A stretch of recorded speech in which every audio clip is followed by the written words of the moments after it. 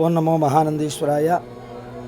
దక్షిణ భారతదేశంలో అత్యంత ప్రాచీనమైనటువంటి ప్రసిద్ధి చెందినటువంటి శైవ క్షేత్రంగా మహానంది క్షేత్రం విరాజిల్లుతున్నది. ప్రధానంగా పూర్వము శిలాదుడు అనేటువంటి ఒక మహర్షి తనకు సంతానం లేని కారణంగా ఈ యొక్క అరణ్య ప్రాంతంలో తపస్సు చేయగా ఈశ్వరుడి వరము చేత అతనికి ఒక సంతానం కలుగుతుంది. అలా కలిగినటువంటి సంతానానికి నందనుడు అనేటువంటి నామకరణం చేసి ఆ యొక్క పిల్లవాడిని చక్కగా పెంచుతూ ఉండగా కొంతకాలానికి పెద్దవాడైనటువంటి నందన మహర్షి తను ఈశ్వరుడి అంశతో వచ్చినందువలన తన యొక్క శేష జీవితమంతా కూడా ఈశ్వరుడి సేవలో తరించాలి అని చెప్పేసి ప్రార్థన చేస్తూ తన తండ్రి వలె అతను కూడా ఇదే అరణ్య ప్రాంతంలో విశేషమైనటువంటి ఘోర తపస్సును చేయడం జరుగుతుంది. అలా తపస్సు చేయగా కొంతకాలానికి ఈశ్వరుడు తెలుసుకొని, నాయనా నందన, నీకు ఏమి కావాలి, ఎందుకొరకు ఇంత అఘోరమైనటువంటి తపస్సు చేస్తున్నావు అని చెప్పి కోరగా, అందుకు నందన మహర్షి, స్వామి, మా తండ్రి గారికి మీరు ప్రసాదంగా ఇచ్చినటువంటి సంతానంగా నేను కలిగాను కాబట్టి మీరు ఇచ్చినటువంటి ఈ యొక్క దేహం అనేటువంటిది మీ యొక్క సేవలోనే ఉండాలి అనేటువంటి కోరికను ఈశ్వరుణ్ణి కోరడం జరుగుతుంది. అందుకు సంతోషించినటువంటి ఈశ్వరుడు నందన మహర్షిగా ఉన్నటువంటి ఆ యొక్క మహర్షిని నందీశ్వరుడుగా అంటే ఎద్దుగా మార్చి తన యొక్క వాహనంగా స్వీకరించినటువంటి మహాపవిత్ర స్థలమే ఈ యొక్క మహానంది క్షేత్రం. నందీశ్వరుడు జన్మించినటువంటి క్షేత్రం కాబట్టి ఈ యొక్క క్షేత్రానికి మహానంది అని, ఈ యొక్క ప్రాంతాన్ని నంది మండలంగా పిలవడం అనేటువంటిది జరుగుతుంది.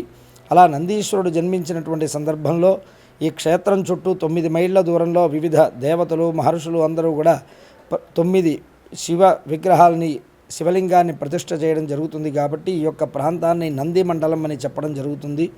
ఎవరైతే సూర్యోదయం నుంచి సూర్యాస్తమయంలోపు కాలినడకతో ఈ యొక్క 9 క్షేత్రాలని దర్శిస్తారో వారికి ప్రదోషకాలంలో కైలాస ప్రదక్షిణ చేసినటువంటి పుణ్యం లభ్యమవుతుంది అని చెప్పి మనకి అనేక స్కాంద పురాణం కానీ ఇతర పద్మపురాణం కానీ లింగ పురాణాల్లో ఈ యొక్క క్షేత్రానికి సంబంధించినటువంటి అనేక గాథలన్నీ కూడా మనకి చెప్పబడి ఉన్నాయి. అనంతరం కలియుగ ప్రవేశానంతరం చోళరాజులు పరిపాలిస్తున్నటువంటి సందర్భంలో ఈ యొక్క ప్రాంతాన్ని నందన చక్రవర్తులు పరిపాలిస్తూ ఉండేవారు. అలా నందన చక్రవర్తులు పరిపాలిస్తూ ఉండగా ఆ యొక్క వారికి ఉన్నటువంటి గోవులు అది అనేకంగా ఉండేటువంటిది. ఆ గోవులు ప్రతినిత్యం కూడా అరణ్యానికి రావడం, ఇక్కడ మేత మేసి సాయంత్రానికి వెళ్ళి పాలు ఇస్తూ ఉండేటువంటిది. అందులో కపిల అనేటువంటి ఒక గోవు మాత్రం ప్రతిరోజు సాయంత్రం పాలు ఇవ్వకుండా ఉండేది. అనుమానం వచ్చినటువంటి కాపరి ఈ యొక్క ఆవు ఎందుకు పాలు ఇవ్వడం లేదు అని చెప్పేసి మరుసటి రోజు సాయంత్రం ఆ గోవును వెంబడించి చూడగా గోవులన్నీ కూడా యథాప్రకారంగా అన్నీ తిరిగి వెళ్ళిపోతూ ఉండగా ఈ గోవు మాత్రం ఆగి ఇక్కడ ఉన్నటువంటి ఒక పుట్టను చుట్టూ ప్రదక్షిణం చేసి తన యొక్క శరీరంలోని క్షీరాన్నంతగా ధారగా పొయ్యడం, ఒక చిన్న బాలుని ఆకారంలో పరమేశ్వరుడు ఆ యొక్క క్షీరాన్ని పుట్టలో కూర్చొని సేవించేటువంటి దృశ్యాన్ని చూసి అతను భయపడి వెంటనే వెళ్ళి ఆ యొక్క నందన చక్రవర్తికి ఈ విషయం చెప్పడం జరుగుతుంది. ఇది నమ్మశక్యంగా లేదు అని చెప్పి అనుమానించినటువంటి ఆ యొక్క మహారాజు మరుసటి రోజు ఆ కాపరి వెంట వచ్చి తను కూడా అలాగే చూడగా ఆ ఇక్కడ ప్రతిరోజులాగా ఆ గోవు పుట్టను ప్రదక్షిణ చేయడం, అందులో బాలుని ఆకారంలో ఈశ్వరుడు క్షీరాన్ని సేవించేటువంటి దృశ్యాన్ని చూసి హరహర మహాదేవ అని చెప్పి గట్టిగా అరవడం జరుగుతుంది. అంతటితో గోవు భయపడి తనను ఎవరో వెంబడించారని చెప్పి చూసి తన యొక్క కుడి కాలును ఆ యొక్క పుట్ట మీద ఉంచి అంతర్ధానం అవుతుంది. అనంతరం రాత్రి నా వల్ల ఈశ్వరుడికి ఇబ్బంది కలిగింది కదా అని చెప్పి చక్రవర్తి కలత నిద్ర చెందుతూ ఉండగా కలలో ప్రత్యక్షమైనటువంటి ఈశ్వరుడు ఆ యొక్క చక్రవర్తికి, నా యొక్క శిష్యుడైనటువంటి నందీశ్వరుడు తపస్సు చేసినటువంటి పుట్ట అది, అతను జన్మించినటువంటి స్థలం కాబట్టి నేను శిష్యవాత్సల్యంతో ఆ పుట్టలో ఉండి ప్రతిరోజు కూడా క్షీరాన్ని సేవిస్తున్నాను. నువ్వు ఈ చుట్టుపక్కల ప్రాకారాలన్నీ కూడా నిర్మించి ఆలయాన్ని చక్కగా సుందరీకరించమని ఆజ్ఞాపించడం జరుగుతుంది. ఆ రకంగా నందన చక్రవర్తులు ఈ యొక్క ఆలయాన్నంతా కూడా నిర్మించడం విశేషం. అట్లాగే ఈ యొక్క క్షేత్రంలో మనకి ప్రధానంగా విమాన గోపురం అనేటువంటిది చాలా విచిత్రమైనటువంటి శైలిలో ఉంటుంది. ఈశ్వరుడు తన శిష్యుడైనటువంటి తన వాహనమైనటువంటి నందీశ్వరుడు జన్మించినటువంటి స్థలం కాబట్టి అక్కడ విశేషమైనటువంటి ఒక గోపురాన్ని నిర్మించాలి అని కైలాసంలో ఈశ్వరుడికి పరిచర్యలు చేస్తూ ఉండేటువంటి రససిద్ధుడు అనేటువంటి ఒక యోగి పుంగవుణ్ణి పంపించగా ఆయన తన వద్ద ఉన్నటువంటి రసవిద్యల్ని ప్రదర్శించి విశేషంగా 4 స్తంభాలపైన ఒక గోపురాన్ని నిర్మించడం అనేటువంటిది విశేషం.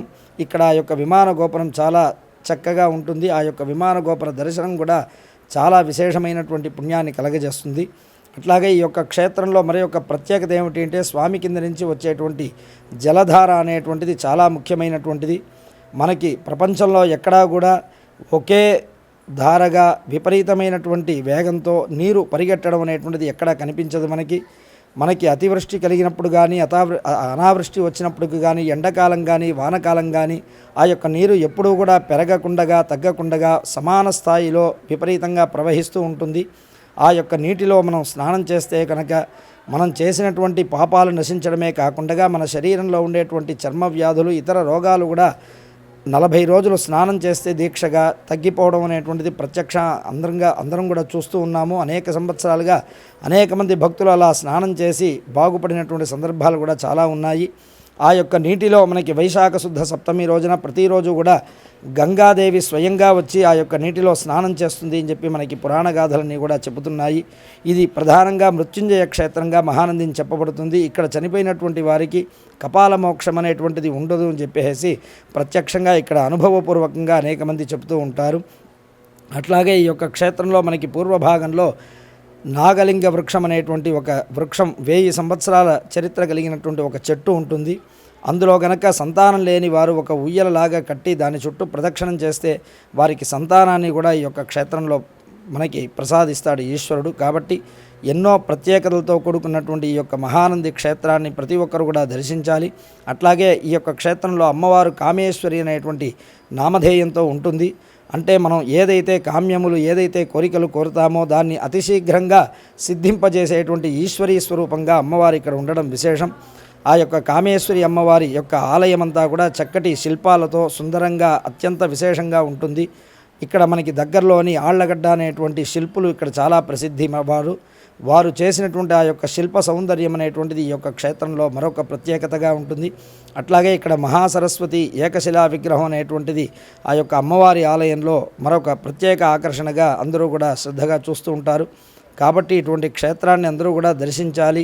ఇక్కడ స్నానమాచరించాలి, అమ్మవారిని కుంకుమతో అర్చించాలి, స్వామిని నీటితో అభిషేకించాలి, బిల్వంతో అర్చించాలి. అలా చేస్తే కనుక మనం చేసినటువంటి అనేక పాపములు నశించడమే కాకుండా మనకి అనేక రకములైనటువంటి దివ్య తేజస్సును కూడా కలగజేసేటువంటి ఈ యొక్క క్షేత్రాన్ని అందరూ కూడా దర్శించి తరించవలసిందిగా ప్రార్థన చేస్తున్నాం.